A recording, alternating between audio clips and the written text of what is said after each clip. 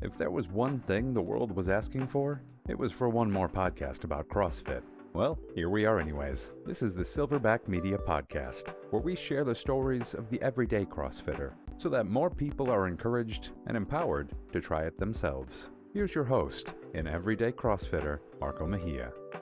Silverback Media crew, it is my great pleasure today to bring you Dan Adler. Dan is a close friend. I'm happy to call him a close friend. He is a level 2 CrossFit coach at CrossFit Xtra Mile in St. Louis, Missouri, which is where I used to coach before moving to Arizona. Dan and I had the chance to meet while we were there. We've developed a great friendship. We're able to work together, learn from each other from a coaching perspective and an athlete perspective.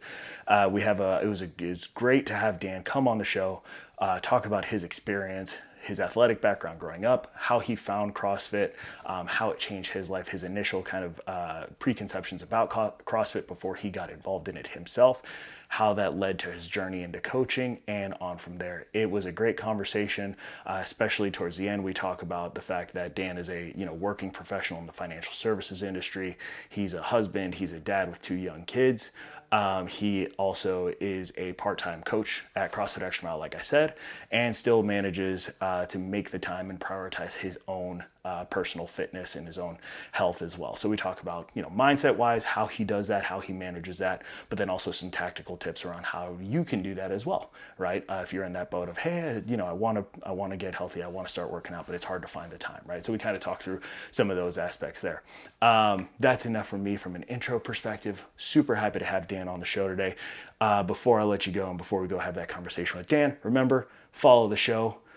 Follow on Apple, follow on Spotify. If you want to watch Dan, watch this interview, go to YouTube, subscribe there, follow on Instagram, do all the stuff that are going to make the robots happy, push all the buttons. That's enough for me. Let's go talk to Dan Adler. All right, Dan Adler. Hold on a second. There's only one really good place to start with this conversation, and that's 24.1. Oh boy. Okay. Let's go there. Let's go there. Because I know obviously we've talked about it a little bit. Yeah. But I don't think we've ever really sat down and debriefed the whole extent of that experience. We'll call it for both of us, right? Yeah. So 24.1, the end of it, which we can get to the aftermath in a couple minutes. But I'm curious that the lead up to that. What was your kind of thought process going into that? Well, I mean, if you go even further back, we had partnered up to do just a competition, the two of us. Yeah. And so we were teammates. And so we had that in our back pocket. And then for our intramural, they pitted us against each other. I think it was actually our idea to do it. 100%. So, we were like former teammates. Now we're foes. And that's kind of where the whole thing started. And then the whole buildup, I mean, we both kind of really got into it, the whole competition side of it, and social media posts, silly Instagram posts, and we took it pretty serious. There was some very friendly trash talk that took on a life of its own. I don't know if I expected that to kind of take life like it did. I think we ended up doing, Friday Night Lights one-on-one, you and me, in front of, a good percentage of the members in the gym. Yeah. It was a good amount, probably more than I was expecting to be there. And thanks to our build-up. Yeah, right, exactly. It's like, oh crap, we did it. We built it up, and look what happened, right? If you build it, they will come. Then we get there, and I think I remember you and me starting to warm up, and then being like, we can't warm up too much because the adrenaline is already through the roof. This is not where we need to just blow all of our energy here before the workout starts. Yeah. Well, and then on top of that too, I didn't know it, but that was the first time they had ever done a face-off like that. Yeah. I thought that was something they had done in the past. And so I think that also fed into how many people were there, because no one had ever seen this done before, which then amped up the adrenaline of seeing how many people were there. Yeah, and that led to just a catastrophic collapse. Going out too hot and pushing way too hard. Yeah. Bad. Um, Bad choice. feeding off of the environment to say the least, right? And is it a safe assumption that that's probably going to be the last time they'll do? Yeah, to that extent, for sure. Yeah, yeah. I mean, that ended up with both of us not in a great place. We'll say. Um, Well, I think that's, I that's the, was, that's the nice way to put it. That's the nice way. yeah, I think I was on the ground for a good 15, 20 minutes, Yeah, trying to fraction of it. recover, but that was short in comparison to you. Yeah, yeah, it was not good. It was not good. It was fun. It was well worth it. And we've had some nice face-offs and challenges since then. But I think that one was a bonding experience for us that you're not going to quite get at many other places, to Yeah, say the least. yeah. And I mean, yeah, just the whole night. We were supposed to go have dinner with our families afterwards, and Kind of ruined that. Sorry, everybody. well, I mean, we ended up having a pizza party at the gym, and our kids were playing on the gym equipment. So, I mean, it turned into an okay evening, despite Yeah, you needing what you needed. yeah. It was. It turned out well. That everybody had a good time. Thankfully, right? Considering everything they could have that led up to that, but yeah, it worked out well. Okay. So that's kind of a weird starting point to say the least, but I think a funny experience to kind of reflect back on. It's a So good backdrop. good backdrop. And so now we've got Mr. Dan Adler, who I represented your shirt a couple of episodes ago on the show, right? Yep. The racer himself. So let's take it back. Let's take it way back. 'Cause there's some of these things that I'm going to ask. I mean, obviously we've been close friends for a while, but I don't know that we've necessarily talked about some of these topics. So it'll be cool for me to just hear your story too, right? So take me back to young Daniel's being lad. What did your athletic upbringing look like? Were you active sports? What did those kind of things look like? Yeah, so I mean, kind of the stereotypical things growing up, soccer, baseball. Maybe not so stereotypical as I started driving race cars when I was 6 years old. Um, and so that was kind of always at the forefront of my athletic career. So soccer and baseball, those always kind of took like a secondary role. I also swam during the summer on a recreational swim team. So like fast forward to high school, and swim team was a winter sport, and so it didn't conflict with racing at all because racing still like always came first, and coaches for these other sports didn't like it when I would miss practice or miss a big tournament or something because I was off racing somewhere else. Um, so since I had swam recreationally growing up, swim team in high school seemed like a kind of a natural thing to do. So did that all 4 years of high school. Never any like college aspirations, not that gifted. Um, so that was kind of my athleticism through high school. And then after that, college, I just kind of drifted. Just your Globo Gym, go whenever I could. I got a road bike, so I got into doing some bikes. I did a couple half marathons, but um, just kind of wandered, from a fitness or athletic standpoint from high school up until I found CrossFit. And were you still racing cars all throughout that period of time? Were you still Yeah, driving? Yeah. Okay. yeah. So racing has always been a constant. Still race today. So this year marks my 30th year behind the wheel of a race car. Dang, there we go. Heck yeah. Yeah. It's probably like the longest thing you've done consistently. It's kind of weird to think about it that way, yeah. And that was a family thing for you too, right? Like Yeah. you, So my dad raced when he was, or when I was a baby. And then when I turned 5, he sold his race car, bought me a little race car. And then I started when I was 6. nice. Do you watch like the F1 shows or anything like that? Like, it's just Uh, so much. I've watched some of them, more in NASCAR and some of the other dirt track stuff that's out there. Gotcha. Okay, cool. Okay, so that brings us up to so now you're what through the end of college, right? Kind of is where that left off, right? You're kind of global gym, where you just kind of writing your workouts yourself, picking some stuff up on the internet, maybe go like train with some friends or something like that, right? Make these stuff together. Going Yeah. out, that's what they say.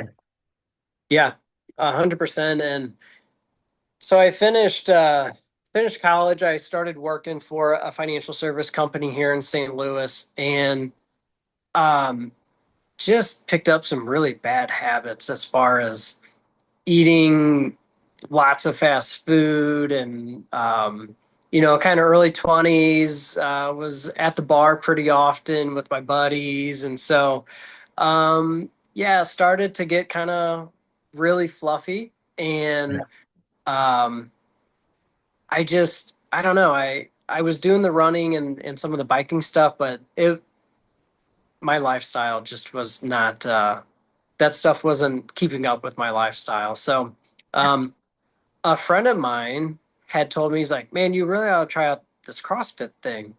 And so this was back in 2014 time period.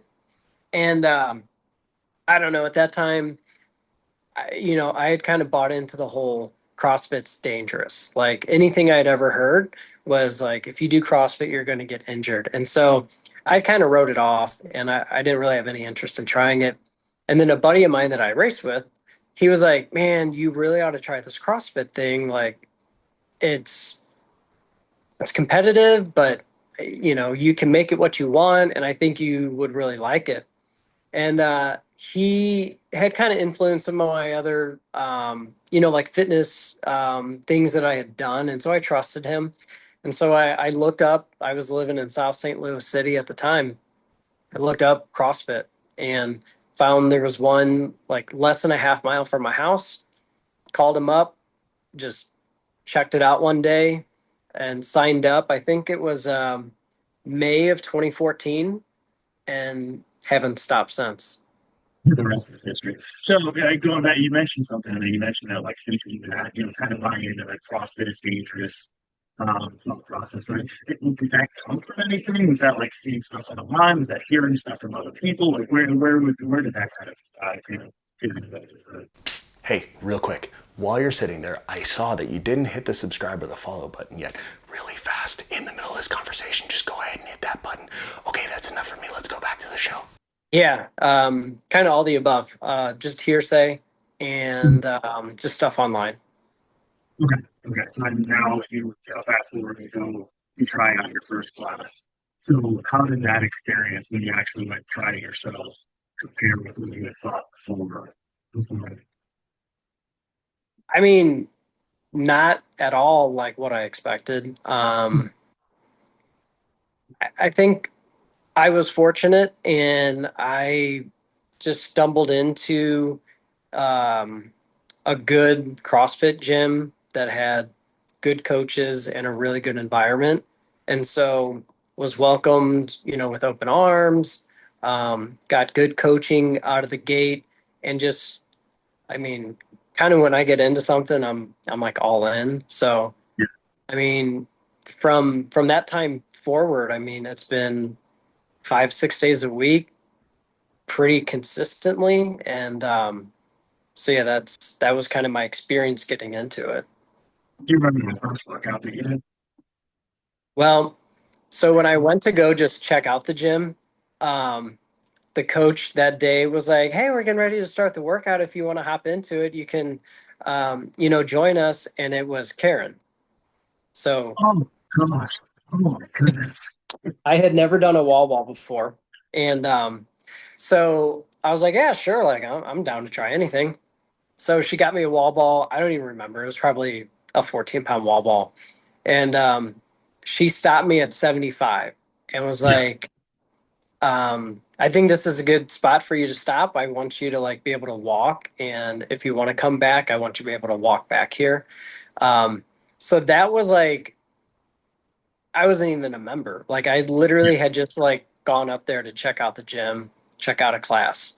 So that was that. I don't remember like what my first official workout was, but I do remember that. Her husband was a co-owner of the gym, and I found out that he wasn't very happy that she let me do that because probably not the best first experience, but here we are. Yeah, right. I guess it ended up working out, right? Yeah. Looking back on it at the moment, it's like, okay. So I wanna like dig in on first off the quickest side. You're the third person now that I've talked to that said there's like that their first workout was a benchmark workout. Oh So yeah. way back the first episode, generally she said Fran was her first workout, and she didn't know how to get pulled up, so she did it strict. Which yeah, yeah. And then I actually just talked to a guy today. That episode will come out before this one. That his first workout was Linda. And he said he tried it already. Have you done, Linda? The deadlift, power clean, and bench press. Each part is like a different percentage of your body weight. And you go 10 reps down to one on all of them. He said he tried it RX and it did not go well. And he learned the value of scaling from that experience.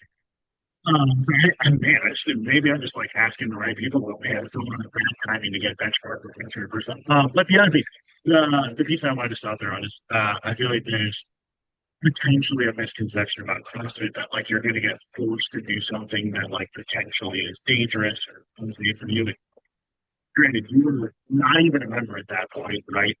Karen worked as 150 wall ball shots per time. And the coach came up to you and said, "You're like, this is where you are not because we need to, in your best interest, this is where you're going to be done for today. We're going to collect this so we can come back and still be able to continue to train." Right? Like, I think that in itself, I want to highlight there because that I think is the reality of the day-to-day of CrossFit and what happens in the majority of good CrossFit gyms.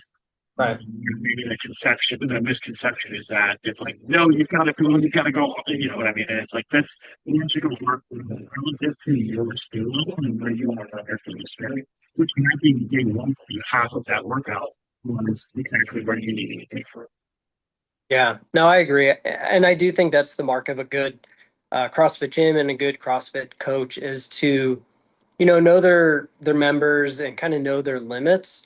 Or maybe not their limits, but just kind of have their best interest in mind, to make sure that, I mean, let's be real, 99% of people that walk into a CrossFit gym aren't going to the CrossFit Games. And I think if you have the mentality of like you're here to get fit, have a good experience, and we want you to come back tomorrow. That a coach will kind of draw those boundaries for the athlete. Yeah, 100%, right? Especially the newer you are, right? It's like, the good experience and like seeing those results is almost more important because that's what's going to reinforce the process of coming back. Right? If you would have just been allowed to or pushed to, challenged to finish carrying, which is, if anybody has done carrying, like that, the weight you get for the next couple of days is pretty low, right? So if you had been pushed or challenged to do that, you might have woken up the next day and been like, "Oh man, all those things I thought about CrossFit were true. I'm not going to do All that." right. And who knows how like that would have reshaped the whole experience. And we would have never been able to go one on one for Friday Night Lights at that time. And so Yeah. it's butterfly. It's the whole butterfly effect. The whole butterfly effect. Great movie, an action picture. But yeah, I think that's a really cool. Okay, so that's your first experience, right? You can check it out. You get, hey, come in and join in on part of this workout. So then you start going.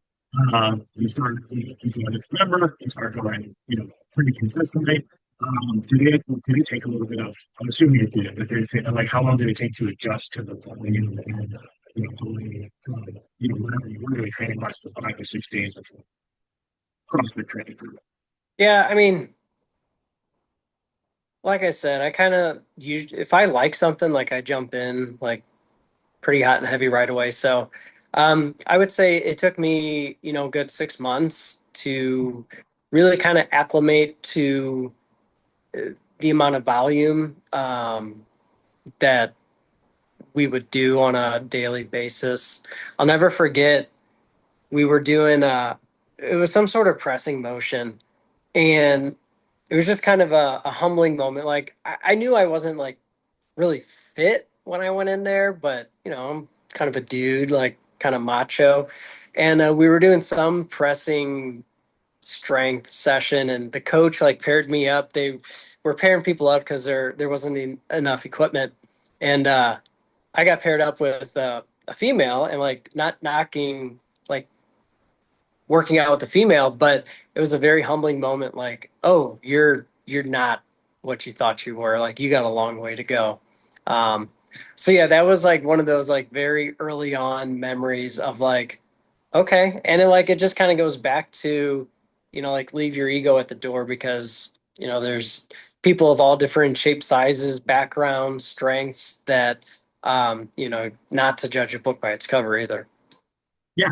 Oh, yeah, 100%. Right? It's like everybody's in a different spot on their journey towards whatever they're running towards, right? And so, as long as you really, as long as you're willing to walk through the door, like, hey, you're part of the group, come on in, let's have some fun. Yeah. Okay, so then was that, would you say that that was a moment earlier on that like helped cement it for you, or did you have a moment, like obviously you said, did you have a moment where you were like, okay, this is what I'm going to do? I don't know if it was the 75 was right, the half carrot, or if there was another moment maybe where it stuff where maybe it's getting a new skill or getting a new weight or something like that.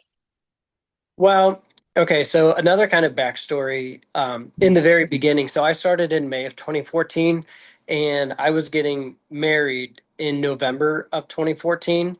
And Um, so there I see was where a this is going. there was a weight loss motivation that was Okay. like part of that very early aspect of it. And I do remember when I went and I got size for my tux initially, I mean, like 4 or 5 months before the wedding, whatever my sizes were, when I went back, like right before the wedding for that final like tux fitting, like I had lost inches off, multiple parts of my body. So that was like another factor of like, I'm going all in on this because I want to look good on my wedding day type of thing. Um, but by that point, like I had consumed the punch. Like I was addicted to it. What did you weigh when you first started? Not that, like, just for context. Um, I was in the mid to high 190s, I think, Okay. like early on. So, and I'm 5'10", 5'11", so that wasn't 190 pounds of muscle either. Yeah. I think you sent me a picture. We could throw that picture on the screen here too. Yeah. See the difference. So no, that makes sense. Yeah, that usually is that's a good motivator from a timeline perspective too, right? So obviously, like, and wedding comes around. Obviously, you've had a few months worth of time and practice and kind of building the commitment, the consistency, and everything like that too. Was it just off and running from there? Was there any point over the course of that time where you're like, maybe I should try something else, maybe, or was it all, did you always just feel like that this is the thing for me? Now that, I mean, it was the thing for me then. And I mean, not in the past 11 years, I don't think I've never like taken a break from CrossFit. I've never had like an extended period of time off because like, oh, I don't know if this is it for me anymore. Um, like it's been it since I started 11 years ago. Yeah, 11 years, that's a good run, man. That's a long time. That's a long time. Is that second on your list of things you've done consistently behind behind racing? Yeah, how it has. Yeah, My pretty. yeah, my whole wardrobe like shifted from all racing t-shirts to all CrossFit t-shirts now. So there's another byproduct of it. So if you're gonna get into the CrossFit game, like be ready for a wardrobe change. Maybe Right. inside, but also just in like the things that the gear and the products that you're gonna collect. Yeah, I don't definitely. know if you, I don't know if you're like me, but anytime I drop into a place like from traveling and I go to the gym or something like that, I'm usually gonna try to pick up a t-shirt too. So Yeah, that adds to that too. yeah, for sure. Yeah. So when did you start coaching? So you've been obviously that's when once you and I met, you were already coaching at your at CrossFit South City. When did that start? So you started CrossFit in 2014. When did the love for coaching come along? Yeah, so I'd been doing CrossFit for a good 5 years, and my old gym, CrossFit South City, they were down a coach, and I had been doing it for 5 years at that point. And I don't know, just like throughout life and work and different things, like I've always kind of taken on like some sort of like leadership role. And so it wasn't out of the ordinary for me to say like, oh, I can do this coaching thing. Like I've coached other things in the past. And so, yeah, they were very interested in having me. And so I started, I got my L1 in December of 2019, yeah, because I got my L1 in 2019 and Good then timing. the world shut down 3 months later. Yeah, they had a few months worth of in-person coaching before everybody went home for Yeah. 1 month. Yeah. Yeah. Started doing classes on Zoom like this. Oh, so did you have to lead some classes over Zoom like that? Yeah, we did. Our the gym owners loaned out all the gym equipment, so everyone had something at home. And yeah, we would do Zoom classes. We did that for 2 or 3 months.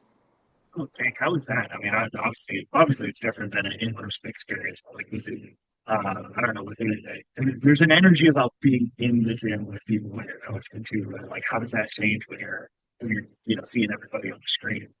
Yeah, I mean, you just made the best of it. It was tough, but the 3 or 4 people that would show up for that time slot, you would just try to, even though it was hard, you'd still try to make it the best hour of the day. Yeah. Are you like yelling cues at your screen? Like, all right, Seven, like, get down a little bit lower. Like, hey, tilt that camera down. I can't see your depth on that squat. Yeah. Yeah. And then like they would just like disappear and be like, where'd you go? Like, oh, my dog needed to go outside or something. It's like, okay, All right, fair enough. Come on back. do that. It's like when you're in the middle of class in person, so the runs the half of us. Where are you going? We're doing Yeah. stuff right now. Yeah. No, that's what. So then later on that year, things started to open back up. Obviously, you had some coaching in a mask. I'm sure, right? You had a little bit of that experience, but things started to open back up. Well, actually, in the city, there was an exemption for gyms. And Oh, so um, it was, South City was a small, very small, like neighborhood gym. Before COVID, like our max class size was 12, so not big at all. When we went back in person, we could have up to 6 people in the gym. And as long as you had to wear your mask into the gym, but once you got inside, you could take it off, but you had to stay in your little like 10 by 10 square because germs didn't travel outside of that little square that you were in. they're very Um, respectful. They're very respectful of the boundary, right? right, right. But so yeah, I mean, it was a very interesting first year into coaching CrossFit, but I had 5 years previous to that to know what normal CrossFit environment was like. Yeah. So once things kind of did get back to normal, um, it wasn't too bad. Nice. Okay. Yeah. And so, what has been the most rewarding piece of coaching for, like, since you've been in it now? What, for 2019, so a little over 5 years worth of coaching, 5.5 years worth of coaching. What's the piece that's been like the most rewarding? Um, I mean, I can think of various athletes over the years, just seeing them be like completely new to CrossFit, like I once was 11 years ago, and seeing their journey over the course of a year, 2 years, or longer, and just seeing the progression, and knowing that I was a very small part of that progression, seeing someone get their first double under, or I mean, I'm that guy in class when someone gets their first muscle up, like I go crazy. Just because like I remember how hard it was for me to do that. And when you get a good cue or you get a good coach that really invests the time in you to help, do those extra things to help you get that skill or strength, whatever.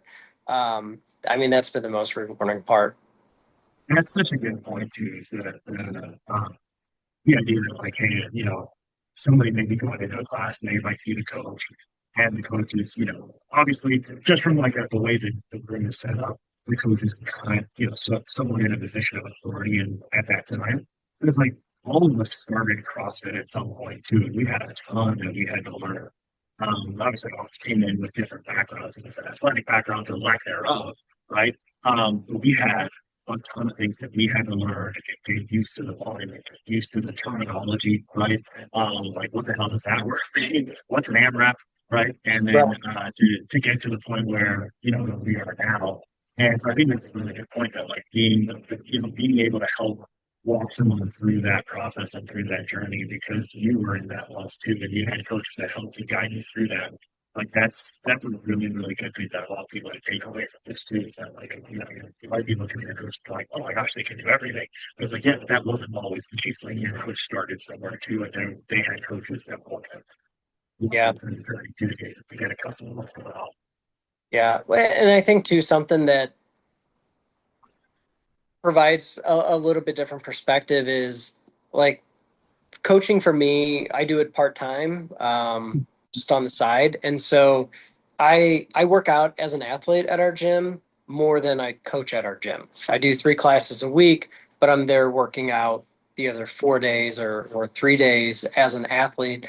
And so for me, when I coach, like I come into it with a very athlete mindset, since it's not my full-time job, and it would be awesome if it was, it's just not in the cards. So like when I'm coaching, I'm thinking of cues, or I'm thinking of the workout from kind of what is it like from the athlete standpoint, because that's that's the role that I sit in most of the time anyway, is the athlete. And so I think that has a little bit different perspective too, in kind of how I coach or the cues that I give or how I structure a class, um, just being a part-time coach. What was uh what was it like when you first started, like your first couple of classes when you first started coaching? Was it I asked that kind of smirking because I'm like I would guess that there's an adjustment period, like those first couple of classes, maybe you were like feeling good about it, and then you got up there, you're like, crap, what do I do?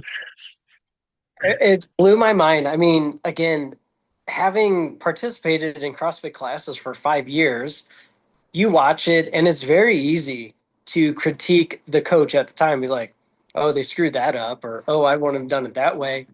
And then I get up there and like I went into with all the confidence in the world. And then I get up there, I remember for my first class, and you're just like a duck out of water, fish out of water, and you're trembling. And it's like, I've been doing this for 5 years, like 5 days a week. I know exactly what to do or say or how to do this. But then when you get up there in front of the 5 or 6 people that I work out with all the time anyway, completely different experience. Way harder than I expected. Yeah, And I mean, yeah. even to this day, 6 years, and we did the L2 together. I mean, there's a lot more comfort, don't get me wrong. But it's still surprising how challenging it is, walking into a room full of 10 to 20, 25 people and having high energy and giving good instruction and keeping people, you know, in, the timeline and keeping people safe. Like there's a lot going on. Oh yeah, there's tons of things to manage. So, yeah, I mean, and obviously I know the gym where you coach now, and it's the logistics and people got to go from this piece of equipment to that piece of equipment, and maybe we don't have enough pieces of equipment for that specific thing. And how am I going to manage that and adjust my plan accordingly? Like there's a lot that goes into a class running speed on time, everybody moving safely, and yeah, I think that it's like when you first get up there. The first time you said, and then you have all these experiences. It's like, oh crap, I didn't even think about it. I didn't even think that was a possibility. And you're like, oh, well, let's figure it out on the fly, and then we'll deal with it next time. Yeah. Yeah, Yeah. that's awesome. That's awesome. What better? What do you think has been the biggest thing that you've benefited from doing CrossFit for this long? Like now you've been in it, what, 11 years, right? And a little over 11 years. But what's the thing that keeps you coming back? Like, what's the biggest thing that you've taken away from it over the course of Right now, the short answer is my kids. I mean, through my mid to late 20s, it was something to kind of scratch my competitive itch. Like I wasn't swimming anymore. I wasn't racing as much anymore. I've always kind of been this competitive person. So I got into doing, just like small local competitions with my friends at the gym. So, and, like I told you before, I worked out so that I could eat whatever I wanted. And I was, there's a shirt that I bought, Kind of Fit, Kind of Fluffy, where like I got strong, but I still wasn't like ripped and super healthy looking. But, it was fine for me at the time. My son was born in 2019. My daughter was born in 2020. And so, now they're 5 and 6. And I can say now in my mid 30s, with having a 5 and a 6-year-old, it's more of just a lifestyle. They see me going to the gym, they come to the gym with me. My wife works out here at home. And so I think now it's instilling, like, it's keeping me healthy. It's keeping me able to run and throw them around and have fun with them. But I think, they enjoy going to the gym and they have their own little weights and they enjoy doing workouts and stuff with us. So that's the cool part about it now is seeing my kids get into it. Yeah, because they're gonna like pick up the things that you do, right? That you and your wife do, right? Like it'd be very different if you guys are just telling them, oh, you need to do this, you need to do that, right? Not letting it out. They're seeing you guys do it, right? And I mean, I think from a overall like priority perspective too, right? Like if we recap the things we've listed, so you work in the financial services industry, you're working out at the gym, right? 5 or 6 days a week, you're a dad, you're a husband, you're a part-time coach, and you're racing, right? That's a lot of things. Mr. Adler, how do you do it? Do you just have more time than that or something like that? No, Yes, tongue in cheek.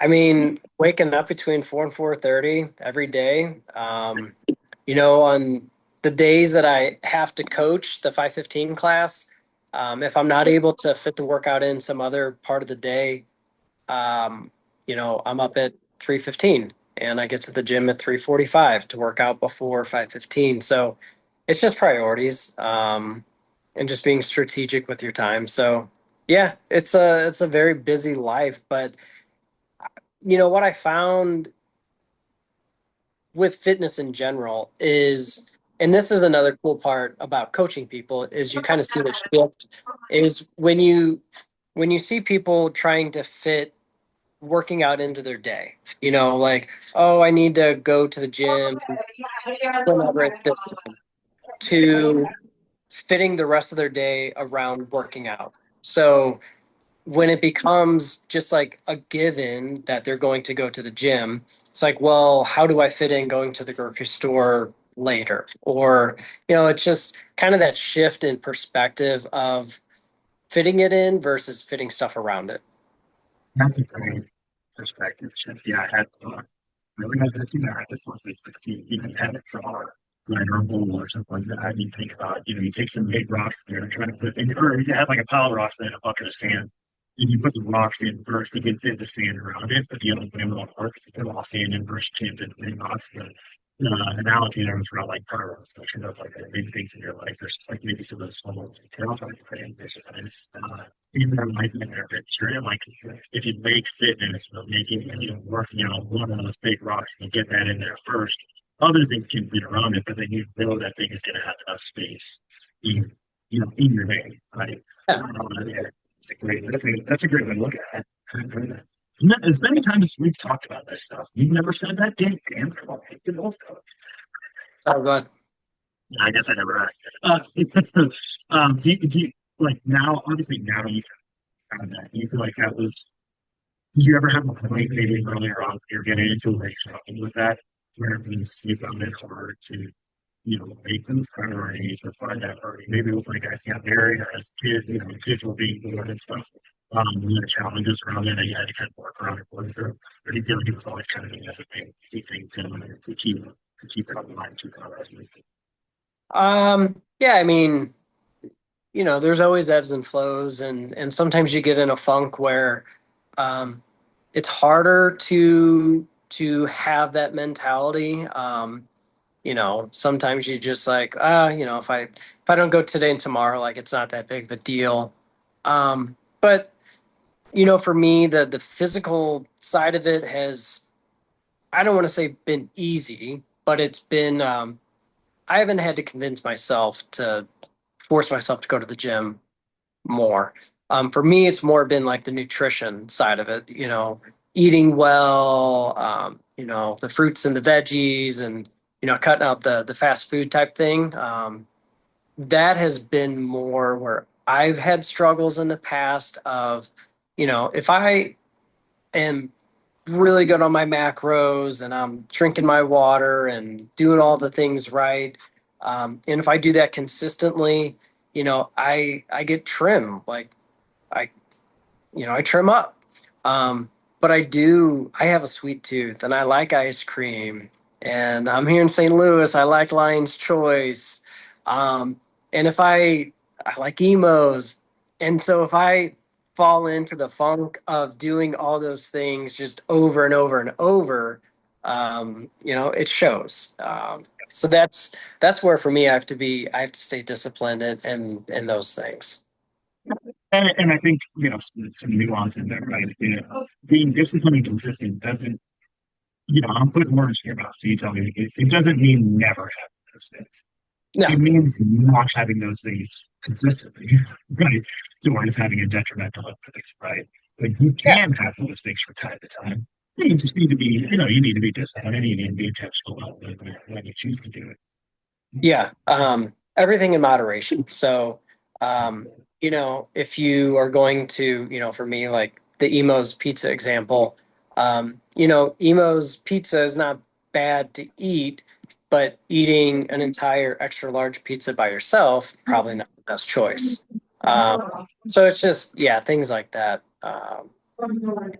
And next time I'm going to have you pick something because ethos, like, look, if anybody else from St. Louis is listening to this, I want you to hear me loud and clear, but ethos is not pizza. It's not. It's good. Whatever it is, it's good. I will disagree with you. We'll respectfully disagree. I essentially consider it cornmeal with cheese on it, and I stand by my words on that. That's fine. You most pizza and pickles. Making of it. All right, sorry, but back to the point. Back to the point. So, okay, so that's the consistency piece that I think is a real piece. Right? Building that, finding that, incorporating that into it. Like you said, the lifestyle change revolved around the goal and the purpose of like the setting a good example for your kids, right? Which kind of Yeah.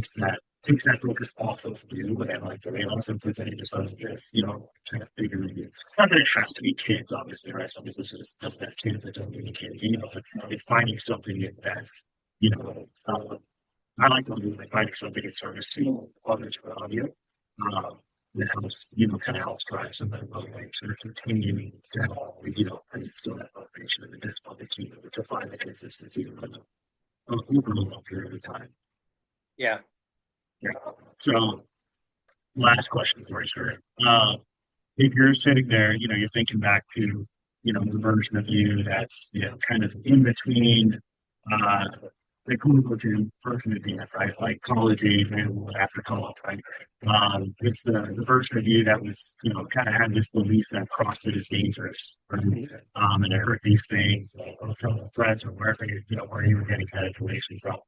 Now, with all the experience, the 11 years of experience as a gym member, as a coach, so on and so forth, all the experience, all the experience and knowledge gained, and you get to go back and sit down with that version of you in the past. What are you gonna, what are you telling him to help convince him or to help give him that nudge of like, no, this is a good thing. And CrossFit is a good thing. You should go give it a try. What's your piece of advice for that version of you? Oof. There's just so much. I mean, the community, um, that's one aspect of CrossFit that has honestly kept me, aside from the health benefits and the workouts and stuff, just the community. So just, having a group of like-minded people. Some of my best friends have come from CrossFit now. Um, the variety of the workouts and the skills that I've acquired since getting into CrossFit, the strength, there's just I can't put a number on the number of benefits that I've gained since starting CrossFit. Strength, cardio, health, nutrition, friendships, community. It's everything. Not to be like overly dramatic, but there's just it's everything. Yeah, I mean, 11 years, like that's a good chunk of life, right? So to have that, and that's like, yeah, there's something in there for me that, and I mean, it's everything you just thought about, and probably so many other things too. Like, I think about like the friendship we've been developing, like learning from each other and stuff. Like it's something that wouldn't be there if not for, if not for CrossFit, right? Yeah. So yeah, Yeah. It's yeah, I mean, I've been on, float trips with gym people and competitions and birthday parties and kids' births. I mean, it's basically, 11 years. I started when I was 25. So it's basically been my majority of my entire adult life. And again, like I've done it in a way that I've never sustained any like major injury. So, even from that standpoint, allowed me to continue, just that journey of health and wellness. that's the goal. That's the goal. Well, sir, I appreciate it. Thank you very much. I appreciate you coming on. Yeah. I know we talked about this, but I'm happy to call you a friend. Somebody accused us one time of best friend too. That was a different story. But I'm happy, obviously, to call you a friend, a close friend. Love just talking shop about coaching and stuff. I mean, man, I think back to that all too, and sitting at freaking firehouse subs, each of those days, just like what happened in your group? Oh, this happened in my group. Like, oh my Right. gosh, I can't wait to try this. And so that kind of stuff, just like like I said, it wouldn't have been here had we not, both found this thing called CrossFit. So I appreciate you coming on, man. Thank you for all the time and the friendship, and for chat here today. Yeah, definitely. Thanks for having me. Of course. All right, everybody. That's 6 down. 10 pounds to go. Dan, talk to you. If you enjoyed this episode, please consider sharing with a friend. To get notified of future episodes, please follow the show on your favorite podcast app so you can continue to hear these stories. For more behind-the-scenes content of everyday CrossFitters, follow on YouTube and Instagram at Silverback Media. Until next time, this has been the Silverback Media Podcast.